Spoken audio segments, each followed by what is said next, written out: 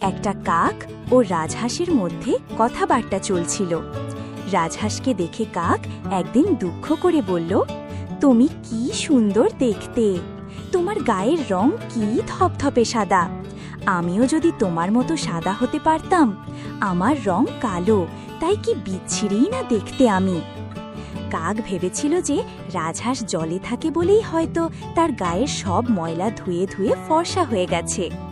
যেই না ভাবা অমনি তার মাথায় বুদ্ধি খেলে গেল। কাকটিও জলে নেমে পড়ল। তারপর জলে বার কয়েক ডুব দিয়ে সে পাড়ে উঠে এলো। কিন্তু দেহের দিকে তাকিয়ে কাক দেখল সে যেমন আগে কালো ছিল এখনো তেমনই কালো রয়ে গেছে। তারপর কাকের মনে হলো শুধু জলে নামলেই হবে না, ওই জলেই তাকে বাস করতে হবে। এই ভেবে সে দিন রাত জলেই থাকতে লাগলো।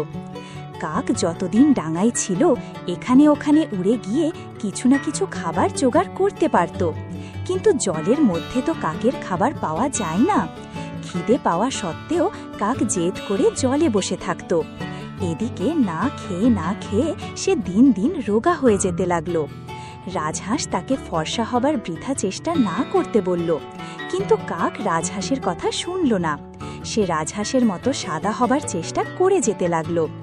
এমনি করে জলে থেকে থেকে কাক সাদা হওয়া তো দূরের কথা, না খেয়ে খেয়ে দুর্বল হয়ে একদিন মারাই গেল। গল্পের শিক্ষা।